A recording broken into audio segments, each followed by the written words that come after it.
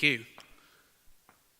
Yes, Lithuania or Estonia, difficult to say which one is doing a great job, but both of them are really head-to-head, and Estonia does have certain edge when it comes to e-residency. They are the one who introduced them. Whenever we are talking about developers, I think the biggest talent that you get is out of these Baltic countries, Estonia, Lithuania, Ukraine. But it's about the government framework who could provide the best platform for the ICOs, and then they can work with all the accelerators and the advisors in order for them to become successful. I think our next guest has a vast experience in doing that, and then he's going to share some of his insights that how he could make the projects a lot more successful. So I'd like to invite Jay Best on the stage. Please put your hands together.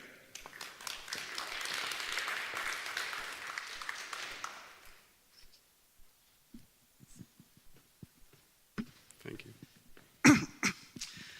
Well, it's a pleasure to be here. It's quite a lovely place. I'm going to be talking a little bit about token economics, but also about the nature of tokens. I'm Jay Best. I'm with CogniCapital. We are a small private fund, and I'm also with Strategis and VentureBoost. We are a full-service token advisory firm. We are quite specialized. Both our fund and our firm are specialized on unregulated, non-securities tokens, and there is quite a bit of rationale to that. Let me talk first about the general differences between traditional financing or funding and how token funding works. So this is a very simplified graphics, obviously. In traditional funding, you have someone investing money into an enterprise, and he gets some equity in return, and so he eventually gets some return from this entity, and if he needs to enforce things, he relies on the legal system to enforce things. Now, in the token space, things work very different. You have the investor or participant send coins to a smart contract, and a smart contract is something very interesting and very powerful. Smart contract, the true power of smart contracts is that they allow so-called trustless interaction, which is escrow functionality, which means either party cannot, if it's well done, trick the other party.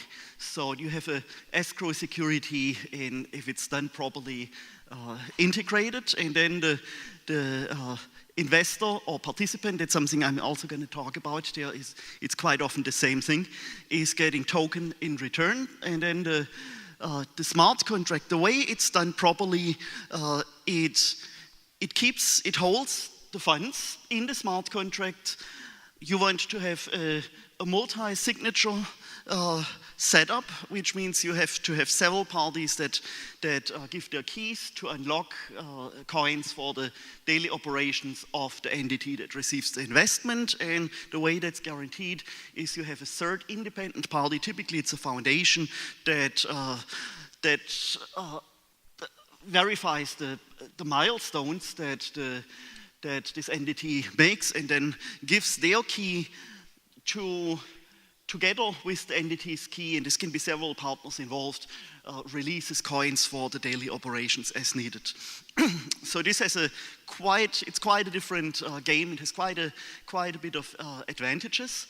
One of the things is that ventures in this space typically stay in coins as much as possible, which changes the nature of the daily operations actually to the better. I'm going to come to that as well. So it's quite a different game.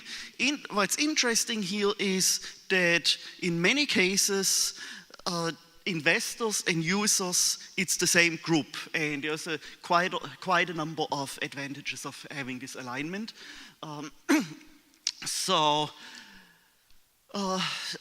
Difference between coins and tokens. Coins are the native currency of a blockchain. Tokens is something that a blockchain that supports smart contracts and has certain functions that allow you to issue tokens support. So they are running on top of a blockchain. The main differences are, there are quite a number of differences, for example, in terms of how things are incentivized. Both are capped. Typically, with coins, you have the consensus mechanism and the minting function. So you have two general types of consensus mechanisms. One is solving blocks, and the other one is the proof of work. Then you have proof of stake, and there are various hybrid mechanisms also with sharding involved, and then you have another revenue stream of incentive, which are transaction fees. So typically when a coin gets released, you have initially most income of the miners is from solving blocks for proof of work, and then as the tokens are being issued, the balance gradually shifts to having more revenue from transaction fees versus from solving blocks. Utility of coins is payments primarily, and with tokens, it's quite different. So you have the utility. They're also capped typically. There are various ways to do the capping. You may decide to go for having both soft cap, hard cap. That's how it's typically done. And then you have a smart contract that has a minting function. So that's how you control the token economics internally. But then you have external ways of controlling the token economics, which are buyback, for example, of tokens. So the tokens give you, the incentives of tokens is access to the platform or app or marketplace or exchange or services, can be anything of that nature to get for payments. It can be for many other things, to get discounts, for storage. There are many ways in which tokens can be useful. And there are very basic differences between how you can monetize on coins when you release a new coins versus how you monetize on tokens. So with coins, you could go ahead and clone an existing coin, and then you create a new universe, so to speak, and from there you have appreciation. So with coins, it's mostly your value is based on supply and demand and perceived value. So it's the speculative factor is what's driving it more. In terms of the utility, it's really the payments that's driving it. With tokens, there you can have the primary driver ideally is and more is the utility of the token and use of the platform, but you also have a speculative component as a secondary mechanism, which in many cases is the primary mechanism for increase in value, but it really shouldn't be. It should be the secondary one. Decentralization, well, nowadays it's all about decentralization. Decentralization also in terms of control of the network. So we've seen with Bitcoin, there's a certain degree of centralization that's happening with large mining pools. That's been a little bit of an issue. With tokens, in general, with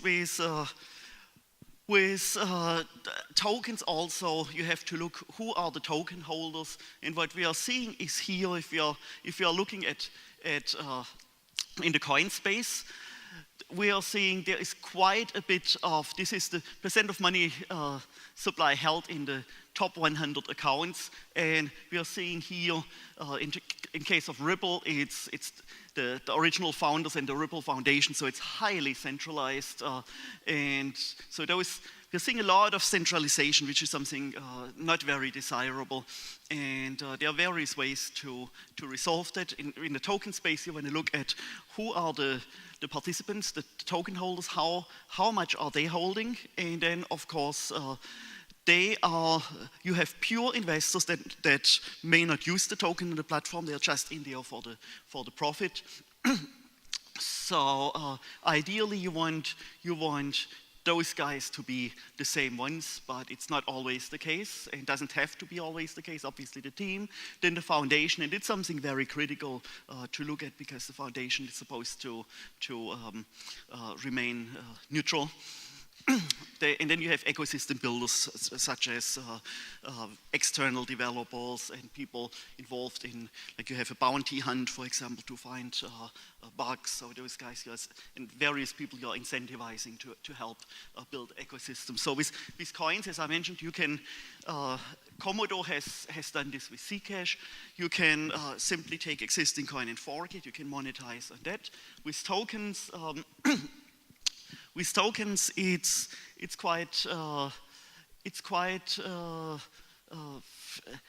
quite interesting. You could, monetization in the token space, you could think, well, yeah, I have a certain product or a certain service, why don't I put a line in the smart contract that sends me a number of, a percentage of fees, whatever flows through there. That's actually a challenge, since we are dealing with open source decentralized systems, which is a great thing.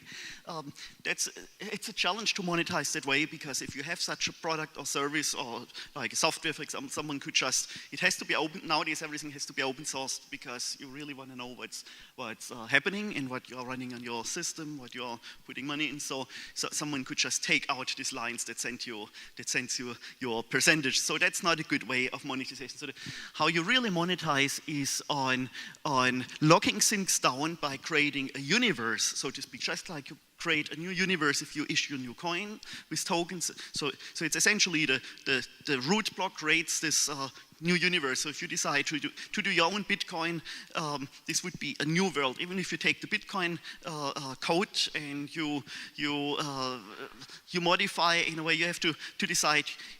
You run either the original or you create your own universe. There's nothing in between. So with coins, with tokens, it's monetization works really on creating this incentives of the user being able to access the platform to get a rich functionality on the platform. It can be discounts, it can be all sorts of things. In fact, there is it's kind of a gradient when you pay for your access with coins on one side, with tokens on the other side, or you get a discount with tokens, and there's a certain sweet spot that you want to be in, and that depends mostly on your business model and on other factors playing into the token economics. With Binance, we've seen that they've done it quite successfully. You have the Binance tokens and the Binance token gives you a discount on the trades that you do on the exchange. So this is you have to find the sweet spot if you have this type of business model, which is much more elegant, because there you lock things down by creating this universe, and you still have an open source decentralized system. And so there are a number of advantages for businesses to go the token route. Obviously, retention of equity. You don't give away equity like you do with traditional financing, especially early on. This can really hurt you. Lower compliance costs. It's quite dramatic. If you compare it with launching ICO, shorter time frame, higher gain. If you compare the average gain to IPOs, for example, it came down since last year, but it's still quite higher compared to your average IPO. Sorry, and exposure to more participants. That's pretty obvious. few risks and liabilities. That's the thing.